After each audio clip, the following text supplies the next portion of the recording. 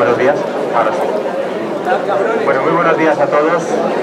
Bienvenidos al Instituto Nacional de Seguridad y Salud en el Trabajo. Este es el centro de referencia en España en esta materia y a su vez lo es también de la agencia europea que lleva el mismo nombre. Hoy este instituto nos invita a conocer y a reflexionar sobre el estado de una cuestión muy importante para todos aquellos que trabajamos. Hoy vamos a dar, como dice el título de esta jornada, un paso adelante frente a las sustancias peligrosas. Lo vamos a hacer desde luego con toda la seguridad que nos da la experiencia, el conocimiento y la puesta en práctica de las normativas europeas y españolas que nos ayudan a proteger la salud de los trabajadores. Vamos a actualizar las últimas cuestiones en materia legal y nos vamos a inspirar también con casos concretos, con ejemplos prácticos. Vamos a ver la experiencia de varias empresas, pequeñas y grandes, que han implantado con éxito iniciativas a favor de la prevención de riesgos laborales en materia de exposición a las sustancias peligrosas. No hay que olvidar que en España el 21% de los trabajadores, 21%, reconoce que maneja, que manipula productos o sustancias tóxicas.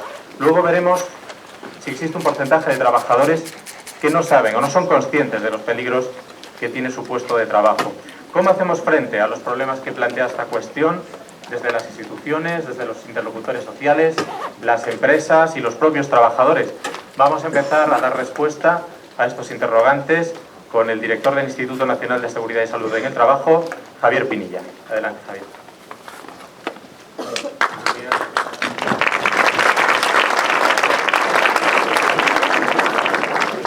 Buenos días y bienvenidos, como le han dicho, a la sede central del Instituto Nacional de Seguridad. Más cerca no me puedo poner. Vamos a ver. Hasta aquí. Les decía que buenos días y bienvenidos. Eso sí que lo habrán escuchado bien. Hoy celebramos una jornada técnica que tiene por objeto clausurar a nivel nacional la campaña europea de trabajos saludables, alerta frente a sustancias peligrosas. Es una campaña que se está llevando a cabo durante los años 18 y 19 y su objetivo es colaborar en la prevención de la exposición a sustancias peligrosas y, en consecuencia, a limitar los efectos sobre la salud y la seguridad de los trabajadores. La campaña, impulsada por la Agencia Europea de Seguridad y Salud en el Trabajo, responde a uno de los aspectos de la seguridad y salud que más vienen preocupando en la Unión Europea durante los últimos años. Y ello por dos motivos. Uno es que, pese al enorme esfuerzo realizado a nivel europeo, aún existen numerosas sustancias químicas en el ámbito laboral de las cuales no se conoce con certeza el riesgo que comportan. Y dos, porque regularmente se incorporan a los lugares de trabajo nuevas tecnologías y procesos productivos y también se emplean nuevos materiales, lo cual aporta aún más incertidumbres. Ello hace particularmente difícil para las empresas gestionar adecuadamente la prevención frente a estas sustancias, sobre todo en sectores productivos donde su prevalencia es elevada, como en el caso de España y según datos de la Encuesta Nacional de Condiciones de Trabajo de 2015, están en mayor medida presentes en los sectores de la construcción, la agricultura, la atención sanitaria y la industria en general. No obstante, aunque mucho desconocemos, sí que ya disponemos de información epidemiológica suficiente para basar las acciones preventivas sobre evidencias científicas respecto al origen de determinadas enfermedades relacionadas con el trabajo. Es por ello que la Comisión Europea, en el marco estratégico actualmente vigente, ya estableció como objetivo clave la lucha contra las enfermedades profesionales y entre ellas el cáncer laboral. Así, a nivel europeo estamos llevando a cabo un importante proceso de actualización de la normativa sobre agentes químicos y cancerígenos. No obstante, es también una evidencia que la regulación no es suficiente. Se hace necesario reforzar las actividades informativas y poner a disposición de los empresarios instrumentos que faciliten la comprensión del marco regulatorio para facilitar su cumplimiento. El Instituto, que ejerce la función de centro de referencia de la Agencia Europea en España, cuenta con un grupo de trabajo cuatripartito para implementar cada campaña en nuestro país, de forma que los objetivos generales son dirigidos de una manera específica a las necesidades específicas nacionales. Por lo tanto, las actividades de apoyo a la presente campaña, en el caso de España, se han dirigido principalmente a dar visibilidad de los riesgos en lugares de trabajo en los que la exposición a agentes químicos no se percibe como una amenaza para la seguridad y salud de los trabajadores, orientando así las acciones hacia las pequeñas empresas, colectivos de trabajadores específicos y sectores vulnerables. El impacto de esta campaña a nivel nacional ha sido muy relevante. Son muchas las entidades que han participado activamente en la difusión del mensaje de prevención frente a las sustancias peligrosas. Así se han realizado más de 100 eventos para informar sobre los efectos adversos relacionados con la exposición a sustancias químicas y fomentar su sustitución y la adopción de medidas de prevención eficaces. Otro de los logros destacables de esta campaña es la tradicional convocatoria de galardones europeos a las buenas prácticas. Esto nos permite mostrar, con ejemplos reales de empresas, que la gestión de las sustancias peligrosas se puede realizar de forma exitosa y segura para los trabajadores y al tiempo productiva para la propia empresa. Sirva como ejemplo una de las candidaturas ganadoras de este certamen, la empresa española Peluquería Elvira, que ha llevado a cabo una política de sustitución de productos peligrosos y que gracias a esta campaña puede servir, y así lo pretendemos, como modelo a seguir en los centros de belleza del conjunto de la Unión Europea. Desde el Instituto celebramos que esta empresa haya obtenido el merecido reconocimiento europeo a su gestión preventiva y también queremos felicitar a las otras empresas que han participado en este certamen y que hoy nos acompañan, algunas de ellas, para presentar sus buenas prácticas. Nos encontramos ya en la recta final, como les he dicho, de la campaña y aprovechamos esta Semana Europea para reforzar nuestro compromiso con la prevención. La jornada está estructurada en 3 partes. Una informativa del estado de situación, otra de debate con las aportaciones de los interlocutores sociales que mostrarán su visión del problema y en su parte final mostrando soluciones concretas de empresas que han desarrollado medidas preventivas frente a sustancias peligrosas. Vuelvo a felicitar nuevamente a la empresa Peluquería Elvira de Villanueva de la Serena por este reconocimiento, en la confianza de que esta microempresa española galardonada sirva de modelo a otras empresas en una actividad cuyos riesgos laborales son poco visibles, a lo cual quizás no sea ajeno el hecho de ser una profesión ocupada mayoritariamente por mujeres y en la que existen importantes riesgos de salud asociados al uso de productos cosméticos con efectos sensibilizantes, mutagénicos, cancerígenos y tóxicos para la reproducción, de los que no siempre se advierte en su uso de su peligrosidad. En definitiva, este acto constituye una muestra inequívoca del compromiso del Gobierno español, de las instituciones de la Administración General del Estado, tales como la Inspección de Trabajo, y en particular del Instituto Nacional de Seguridad y Salud en el Trabajo, pero también de las autoridades laborales de las comunidades autónomas y del conjunto de los agentes sociales y económicos representados en la Comisión Nacional de Seguridad y Salud en el Trabajo, así como del resto de entidades integradas en la Red Española de Seguridad y Salud en el Trabajo. De esta forma, todas ellas quieren dejar claro que debemos enfrentar de una forma decidida e integral un grave problema de salud y que en esta tarea estamos bien acompañados por el conjunto de los socios de la Unión Europea, decididos todos a construir un marco regulatorio y promotor que tenga como eje central la lucha contra el cáncer laboral. A este respecto, los primeros borradores de la propuesta de estrategia europea que se prevén inicien en el próximo año 2021 ya contemplan este objetivo de forma destacada para los próximos años.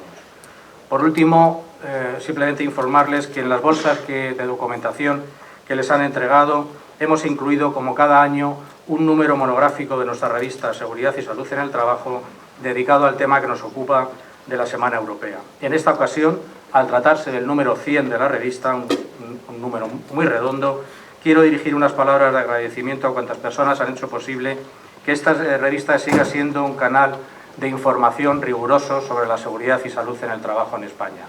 En estos 20 años, desde su refundación, son muchas las personas que han formado parte de este proyecto divulgativo por medio de aportaciones técnicas, revisión de estilo, ilustración, maquetación y coordinación, sin olvidar a todas aquellas personas que también trabajan directamente en la impresión en papel de estos ejemplares.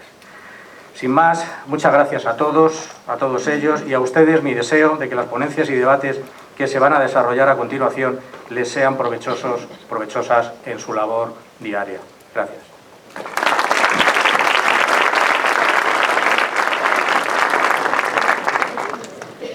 Bueno, lo decía Javier, las instituciones que velan por la seguridad y la salud en el trabajo, como esta, manejan información siempre actualizada. Lo hace también la Unión Europea, que está recopilando datos sobre cáncer laboral para actualizar la normativa europea sobre agentes químicos y cancerígenos. Nos va a ayudar a comprender en qué punto está esta relación entre las sustancias químicas y la enfermedad del cáncer el coordinador del área de epidemiología laboral de este instituto, Jerónimo Maqueda. Adelante, Jerónimo.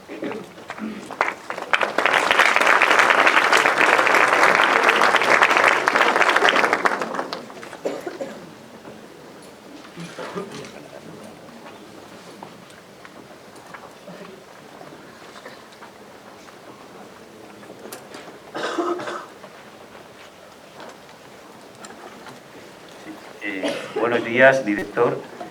Buenos días a todos ustedes. Yo, en primer lugar, quería agradecer el trabajo del equipo internacional del Instituto Nacional de Seguridad y Higiene del Trabajo, liderado por Mercedes Tejedor, y especialmente también reconocer el trabajo de Belén Pérez y de María Peñaora, porque nos permite dedicar esta mañana a debatir sobre un tema, sobre el cáncer profesional, un tema en el que existe más preguntas que respuestas, un tema en el que hay más preguntas que respuestas.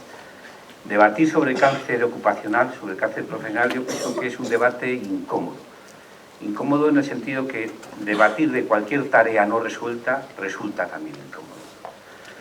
Yo, para plantear esta primera parte, el efecto o analizar los efectos de las sustancias químicas, podíamos partir de la definición del concepto de cáncer de la Organización Mundial de la Salud, ¿no? Que yo pienso que refleja perfectamente el caos que supone la sustancia cancerígena y el cáncer desde el punto de vista del crecimiento celular, de la diferenciación celular, etc., ¿no? Claro, tomando esta definición como punto de partida nos llevaría a un debate sobre oncogenes, protocongenes, apoptosis, genes inhibidores, etcétera, que no sé si nos conduciría a alguna conclusión efectiva, ¿no? Por otra parte, podríamos plantear el debate en torno al concepto de cáncer que tiene la sociedad española. En España, ¿qué percepción y cómo se define o qué concepto hay de cáncer en nuestro país, ¿no? Bueno, pues para eso vayamos a elementos de consenso. ¿Qué opinan asociaciones de pacientes, profesionales de la medicina, gestores de la sanidad? ¿Qué concepto tienen de cáncer, ¿no?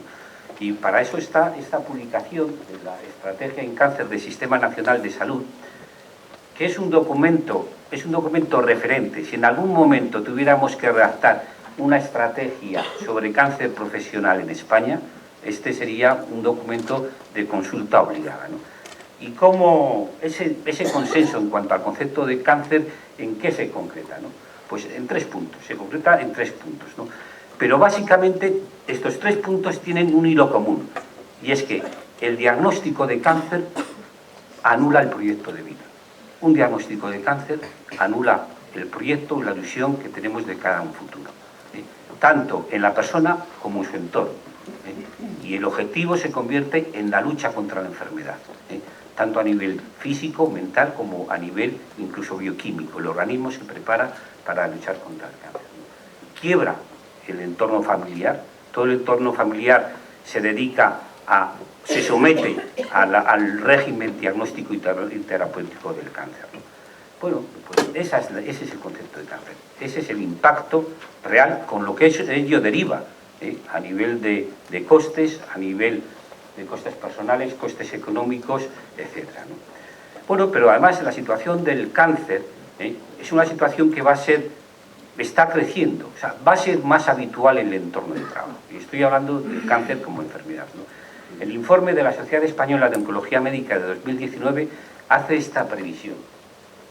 Si consideramos la tendencia al envejecimiento de la población española, estaríamos en 2020 en esta situación. Más o menos un 7% de incidencia de cáncer, de casos nuevos. Pero en 2039 estaremos hablando casi de un 20% de trabajadores en activo con cáncer, y eso es un reto para la prevención. No hablo de cáncer laboral, pero el cáncer como elemento de adaptación del puesto de trabajo va a ser un reto que tenemos en el entorno laboral.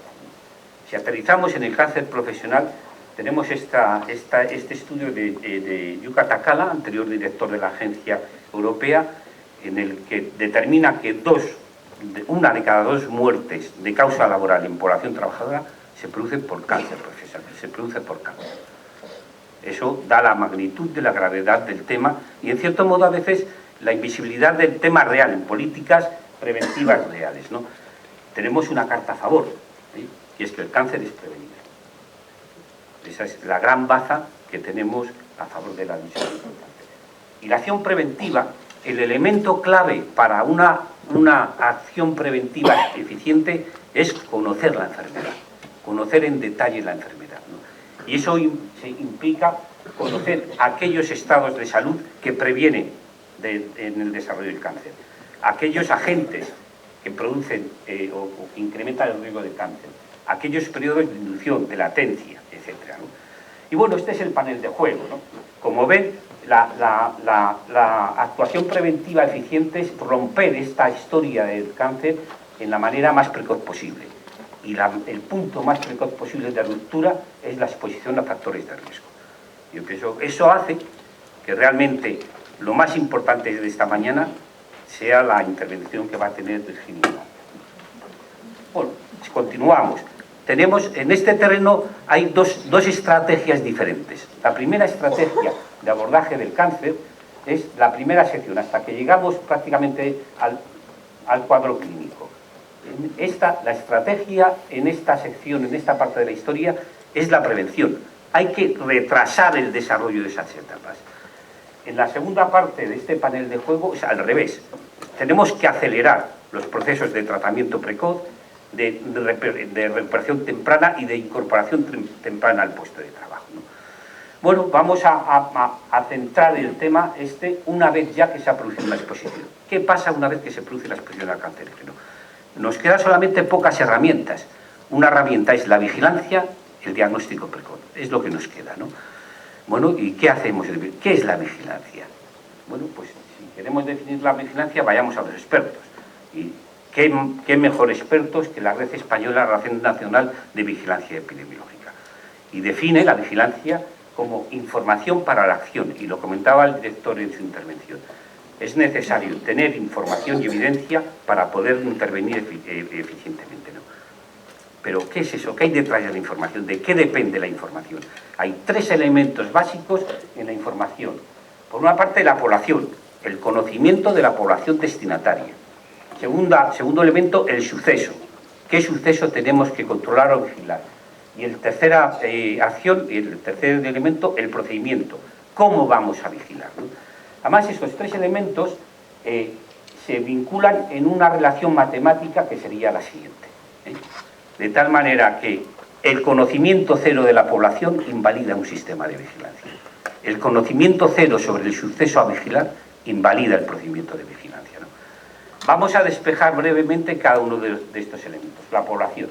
El conocimiento de la población es crítico, y aquí se ha hecho hacia el año 2000 un intento muy importante de conocer la población española expuesta a cancerígenos en un proyecto europeo, el proyecto CARES, que aquí en España lo lideró Victoria de la Orden, y que era la primera vez que teníamos una estimación cuantitativa de personas expuestas.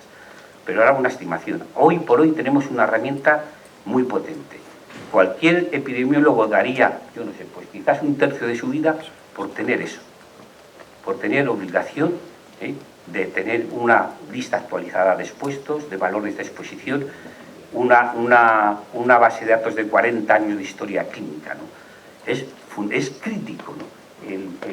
El artículo 9 del Real Decreto 665 del 97 es crítico, ¿no? La cuestión en qué medida es un artículo fantasma o no, porque sabemos que está, pero no se le ve. Y quizás a lo mejor la segunda parte de la mesa nos dé alguna clave, ¿no? Otro aspecto, bueno, yo sí he estado buscando dónde están los listados estos actualizados, ¿no? Pues en mi viaje a Finlandia sí lo encontré. El registro ASA, tenemos en Italia el registro SIRET de trabajadores expuestos, tenemos en Alemania el registro ODIN, y bueno, hay una iniciativa española en Navarra, que ahora está en periodo de información pública, de crear un registro de trabajadores expuestos a cancerígenos. Habrá que estar al tanto de esta experiencia, porque puede ser un elemento centinela que nos abra, en cierto modo, nos indica un camino a seguir, ¿no? En el tema del suceso, bueno, yo pienso que, y si nos centramos en el Real Decreto de Enfermedades Profesionales, tenemos una situación muy buena. Hemos identificado bien los sucesos a vigilar, ¿eh? De hecho, nuestra lista de 2006 ya aparece un grupo, el grupo 6 de cancerígenos, que fue un grupo puntero, defendido por este instituto, y que afortunadamente salió adelante, ¿no? Nos anticipamos 4 años a la Organización Internacional del Trabajo. En 2010, OIT abre un grupo específico de cancerígenos, ¿no? Sin embargo, frente a la IAR, pues todavía somos deficitarios. La IAR reconoce como el grupo 1 120. Pero bueno, comparados con OIT, no estamos mal en materia de enfermedades profesionales. Bueno, vamos a hacer un ejercicio. Analicemos los agentes que nuestra lista comparte con la de IAR, algunos, es un ejemplo, ¿no? Y en qué medida reconocemos o no los tumores, ¿no? Bueno, en rojo, bueno, aquí tenemos una serie de agentes, aquí tenemos las localizaciones que reconoce el IAR, que hay evidencia científica que producen esos tumores, y aquí están las reconocidas en el anexo 1, ¿no? En rojo están las no concordancias, ¿no? Hay pocas.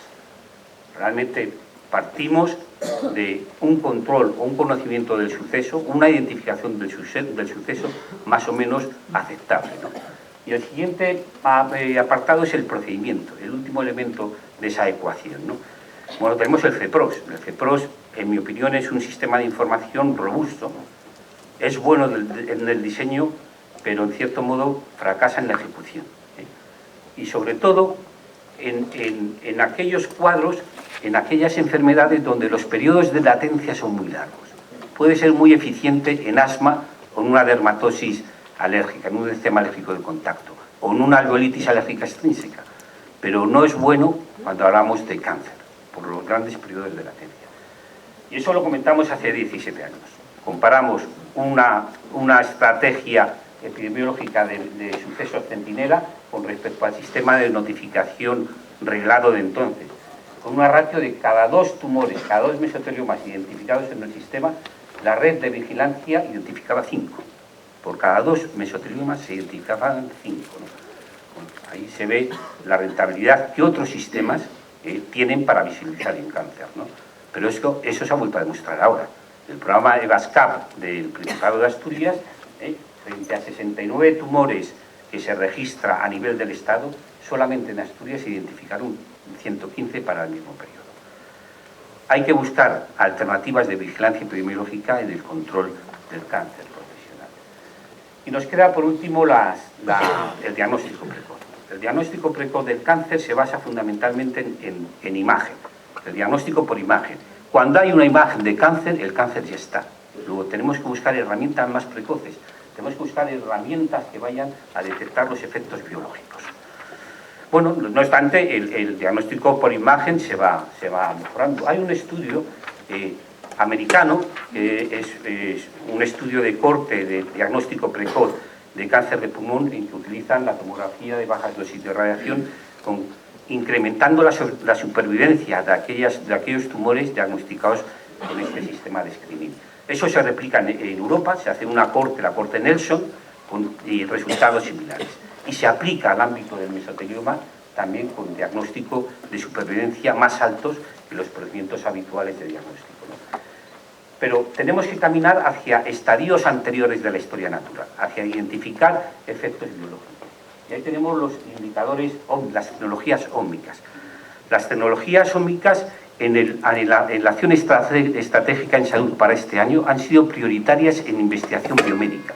Se está priorizando este tipo de tecnologías porque se ve que tienen capacidad de diagnosticar el cáncer en estadios quizás reversibles de la respuesta biológica, ¿no? Y está aplicado al entorno laboral. Tenemos, por ejemplo, la proteína, la fibroglobina 3, la proteómica en el diagnóstico del mesotelioma, o tenemos la transcriptómica con el análisis del microARN en el diagnóstico también del mesotelioma. Luego, son técnicas no de futuro, sino técnicas a aplicar en el presente. Y por último, el retorno al trabajo. Eso tiene que estar en la cartera de la actividad preventiva, ¿no? La estrategia española del Sistema Nacional de Salud contempla que la reincorporación al trabajo es parte del proceso terapéutico, ¿no? Eso lo tenemos que hacer valer desde la prevención también, ¿no? Y bueno, ¿cuál es la respuesta? Pues ¿qué vía elegir? Eso es un nudo de vías en el tema de cáncer que no sabemos qué vía elegir, ¿no? Algún elemento, yo pienso, orientativo es la propia estrategia española. El hecho de que el cáncer esté en una prioridad ocupe una prioridad en la estrategia española es un paso muy importante adelante, ¿no? Ahora en 2020 habrá que rendir cuentas de lo ejecutado en relación a esos objetivos, ¿no? Bueno, y en ese contexto sí se ha desarrollado, se ha trabajado, tenemos herramientas importantes como enfocar aquí. Hemos trabajado en el diagnóstico de cáncer como elemento de apoyo al médico del trabajo y al médico de familia. Este año, junto con la escuela y la Sociedad de Oncología Médica, queremos trabajar el grupo 6 de diagnóstico de cáncer. Hemos realizado para identificar colectivos con el Centro de Información en Red de Salud Pública de la Universidad de Alicante, un diagnóstico de cáncer por ocupación y actividad, es decir, elementos que nos dan más conocimiento. Pero hay para mí un logro de esta estrategia ha sido el siguiente: el incorporar el cáncer profesional como prioridad dentro de la acción estratégica en salud española. Todos los investigadores biomédicos en España saben que el cáncer profesional es una prioridad. Y es que en el conocimiento está el discernir entre una vía y otra. Eso sí, tendremos que recorrerla. Y gracias por esa atención.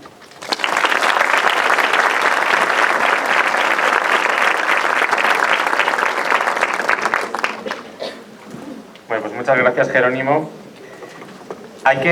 Creo que conviene recordar qué es una sustancia peligrosa, ¿no? Lo que nos lleva a hablar de enfermedades como esta.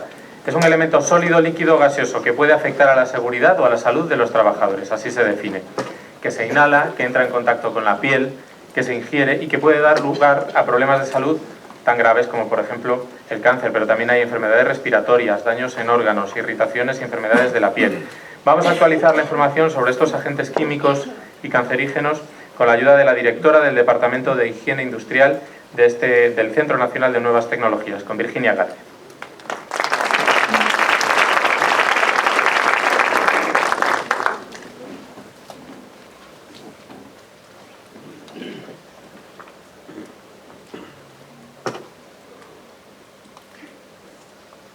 Bueno, pues buenos días a todos.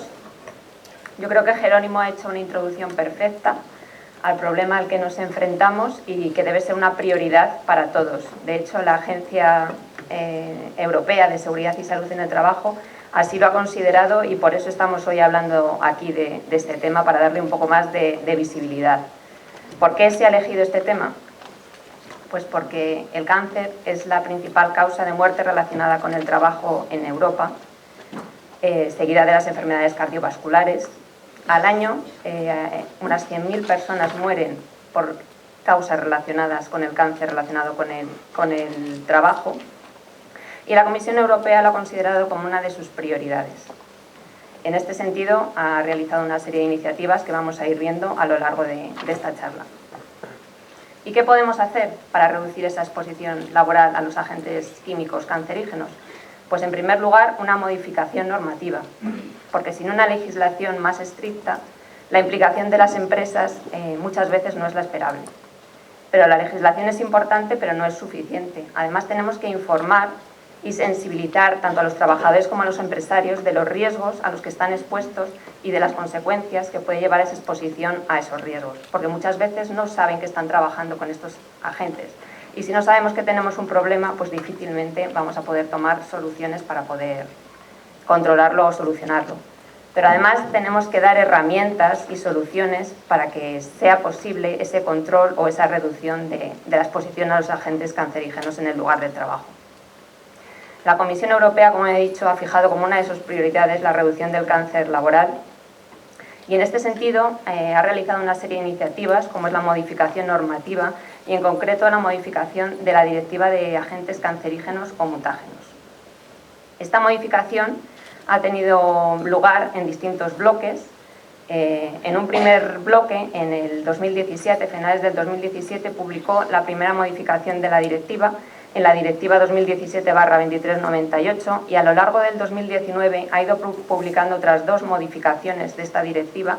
En concreto, en enero publicó la Directiva 2019/130 y en junio la Directiva 2019/983. Pero todavía queda una cuarta propuesta de modificación de la Directiva de Agentes Cancerígenos o Mutágenos pendiente. Vamos a ir viendo a qué agentes afecta esta modificación de la directiva. En la actualidad, el Real Decreto 665 del año 97, que transpone a la legislación española la Directiva de Agentes Cancerígenos o Mutágenos, contiene solamente un valor límite vinculante para 3 agentes químicos, que son el benceno, el cloruro de vinilo monómero y el polvo de maderas duras. Pero con la primera modificación de la directiva se han incluido 11 nuevos valores límite vinculantes para agentes como, por ejemplo, los compuestos de cromo 6, el polvo de sílice cristalina respirable, la acrilamida o la hidrazina, por ejemplo. Y además ha modificado, para reducir, el valor límite ya existente para el polvo de maderas duras y para el cloruro de vinilo monómero. Pero con una segunda modificación de la directiva se han incluido otros 6 nuevos valores límite vinculantes para agentes como, por ejemplo, el tricloretileno, la epicloridrina o las emisiones de los motores diésel. Y con una tercera modificación de esta directiva se han incluido otros 5 valores límite vinculantes más para compuestos como el cadmio y sus compuestos inorgánicos, el formaldehído o, por ejemplo, el ácido arsénico y sus sales. Como acabo de decir, queda pendiente una cuarta modificación de la directiva que previsiblemente incluya 2 valores límite vinculantes más, el correspondiente a los compuestos de níquel y para el acrilonitrilo. Y además va a modificar para reducir el valor límite del benceno que está actualmente establecido. Es decir, hemos pasado de tener 3 valores límite vinculantes actualmente a próximamente tendremos 24 valores límite vinculantes que afectan a más compuestos, porque hemos visto que alguno de esos valores establecidos se aplica a familias de compuestos. Pero además de los agentes cancerígenos clasificados en el reglamento CLP, existen una serie de sustancias que se generan en los lugares de trabajo, en los procesos productivos. Esas sustancias no están dentro del ámbito de aplicación de REACH ni de CLP, puesto que no se comercializan y, por lo tanto, para ser clasificadas como cancerígenos tienen que estar incluidas dentro del anexo 1 de la directiva. Actualmente, en el anexo 1 tenemos 5 entradas, como por ejemplo la correspondiente a los trabajos que supongan la exposición a polvo de maderas duras, pero con la primera modificación de la directiva se incluye una nueva entrada, que es la correspondiente a los trabajos que supongan la exposición a polvo respirable de sílice cristalina. Y con la segunda modificación de la directiva se incluyen 2 nuevas entradas en este anexo 1, que es la correspondiente a los trabajos que suponga la exposición cutánea a aceites usados previamente de motores de combustión y la correspondiente a los trabajos que supongan la exposición a emisiones de motores diésel. Quizá esta incorporación al anexo 1 sea de las modificaciones más importantes o más relevantes de estas modificaciones de la directiva de las que estamos hablando. ¿Y de qué plazos estamos hablando para transponer esas directivas a la legislación nacional? Bueno, pues los Estados miembros, como todos saben, tienen 2 años para transponer a la legislación nacional, 2 años para transponer las modificaciones de la directiva. Es decir, la primera modificación de la directiva tiene un plazo de transposición que finaliza el 17 de enero del 2020. Para esa fecha tendrá que estar modificado el Real Decreto 665 y las 2 siguientes tienen un plazo del 21 de febrero del 2021 y el 11 de julio del 2021 respectivamente. Además, para algunos de estos agentes químicos para los cuales se ha establecido un valor límite vinculante, la Comisión propone una serie de medidas transitorias para facilitar que algunos sectores que no les es posible llevar o poder conseguir esos valores límite propuestos en un corto espacio de tiempo, pues tengan la posibilidad de poder adaptarse. Por ejemplo, en la primera modificación de la directiva hay una medida transitoria correspondiente al polvo de maderas duras. Esta afecta a todos los sectores.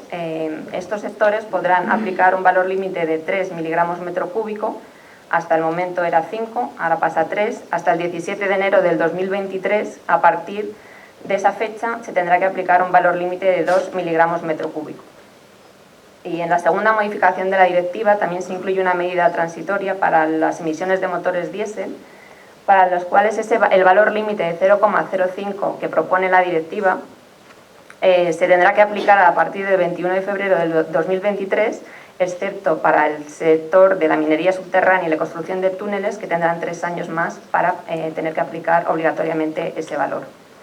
En la tercera modificación de la directiva también se establecen una serie de medidas transitorias para los valores límite vinculantes ahí establecidos, como por ejemplo la del formaldehído, que la Comisión propone un valor límite de 0,5 ppm para los sectores sanitario, funerario y de embalsamamiento hasta el 11 de julio del 2024. Pero además de esta incorporación de valores límite a la directiva y de esta incorporación de nuevas entradas al anexo 1 de la directiva, también se establecen una serie de compromisos por parte de la Comisión en estas modificaciones de la directiva. En la primera modificación, la Comisión se compromete a revisar el valor límite ambiental establecido para el polvo de sílice cristalina respirable y además a valorar la posibilidad de incorporar dentro del ámbito de aplicación de la directiva a los tóxicos para la reproducción de categoría 1A y 1B.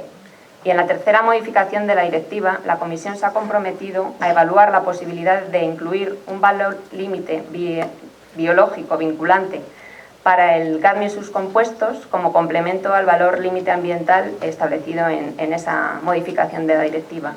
Y también a valorar la posibilidad de modificar la directiva para incluir a los fármacos peligrosos, incluidos los citotóxicos, o proponer un instrumento más adecuado para asegurar la protección de esos trabajadores que están expuestos a este tipo de fármacos. Bueno, pero hemos dicho que se incluyen muchos valores límite vinculantes, pero esos valores límite vinculantes pueden estar dentro de lo que nosotros conocemos como la definición de valor límite. Esa definición que dice que representan las condiciones a las cuales se cree que todos los trabajadores pueden estar expuestos día tras día durante toda su vida laboral sin sufrir efectos adversos para la salud. Bueno, hay cabezas que dicen por ahí que no. Efectivamente no, porque para los mutágenos y para los cancerígenos no se puede establecer un nivel por debajo del cual la exposición a esos agentes químicos no entraña ningún riesgo. Es decir, estos valores límites son valores límite de tipo práctico, para los cuales se está asumiendo un riesgo. Estar por debajo de ese valor límite no va a eliminar el riesgo, pero sí lo va a minimizar. ¿Y entonces qué hacemos? Pues entonces la legislación es muy clara en ese aspecto.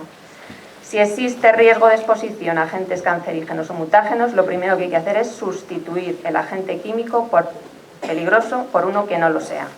Si no se puede sustituir, habrá que trabajar en un sistema cerrado. Si no se puede trabajar en un sistema cerrado, habrá que reducir la exposición a los niveles más bajos que sean posibles. Y en ningún caso se podrá superar el valor límite establecido. Pero no nos podemos quedar solamente empezar la casa por el tejado y quedarnos con el cumplimiento del valor límite, puesto que acabamos de decir que ese valor límite no protege. Bueno, otra de las iniciativas que ha tenido la Comisión Europea, hemos dicho que es muy importante la legislación, pero la legislación por sí sola pues no es suficiente. Necesitamos también informar sobre estos riesgos y sensibilizar a los trabajadores y a los empresarios de que existe realmente un riesgo. Pues una de las iniciativas que la Comisión fomenta o en la que participa es la hoja de ruta de cancerígenos. En esta hoja de ruta también participan los sindicatos y los empresarios europeos, la Agencia Europea de Seguridad y Salud en el Trabajo y los gobiernos de algunos países.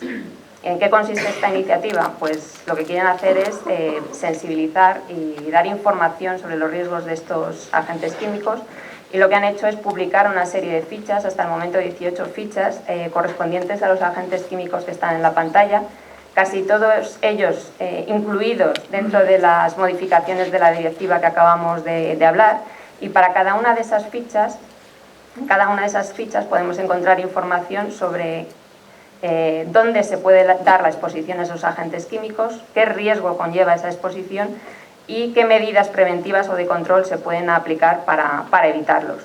Además, esta iniciativa también ha recopilado una serie de buenas prácticas o de iniciativas, de soluciones que se han implementado satisfactoriamente en algunas empresas europeas, para que la gente pueda ver que se puede conseguir y además como dar ejemplo de cómo se puede hacer.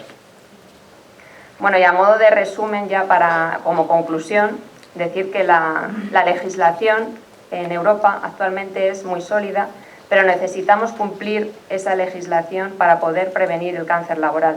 porque cada exposición es importante y en cada exposición se asume un riesgo si no se toman las medidas preventivas adecuadas. Muchas gracias.